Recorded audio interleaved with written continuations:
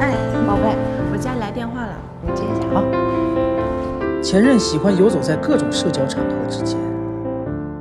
好妹妹，今天我酒吧开业，带你小姐妹过来玩啊！你看在听音乐，忘取消蓝牙了。既然你这么喜欢玩，那你就玩够。你听我解释，不是一个世界，没必要硬。所以在后来的恋爱关系中，我也变得假装大度。我已经到了，等我啊。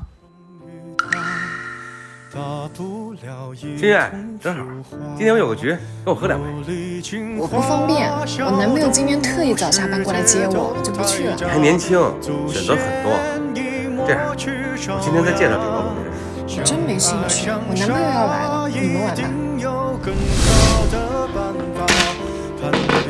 我给你发了89条消息，打了35个电话，一个都没回。今天早上朋友圈发的全是你蹦迪、狐朋狗友的照片，我觉得这样很恶心。长沙是你说谁呢？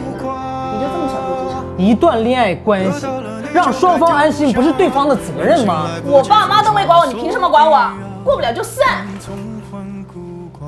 宝贝，有异性总约我，你不会生气吧？那说明你魅力大。再说，你机身感这么强，我不用担心。那也不能让我家男人担心啊！你大度是你的好，记得我安分是我的责任，这才叫双向奔赴啊！我知道了，回家。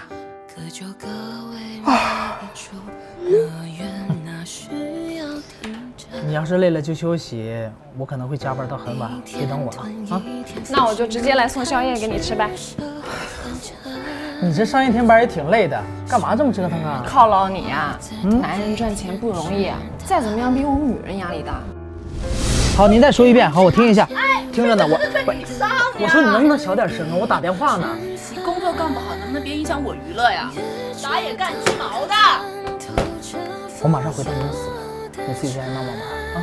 你看你那窝囊的样子，别人工作干起来都特别轻松，怎么到你这里累得跟狗一样？图什么呀？可就在我觉得重拾对爱情信心的时候，哎，毛总，我找你呢，我看到你前女友来找星月了，怎么回事啊？我也不知道啊，她最近总给我发消息，可能是见不得我好吧。这女人呐，就怕挑拨离间，万一再说些什么，会破坏你们感情不是？你们等一下啊，我先下去她。我跟你说啊，小毛这个人毛病很多的，我建议你好好考虑考虑。我是希望姐妹你不要陷入泥沼。说完了吗？那就请你离开。他什么样我自己会判断，轮不到你来说三道四。别后悔。你是不是闲得慌？自己过得不如意也见不得别人好，分手了还说前任坏话，你真的挺没品的。你什么？我告诉你，既然已经分开了，就彼此留一些尊重。你骚扰我，我可以忍让，但你要再敢骚扰他，别怪我对你不客气。我们走吧。走，真诚以待，迟早会遇到对的人，让你觉得人间值得。双向付出才是爱情的基础，共同奔赴可比狂风暴雨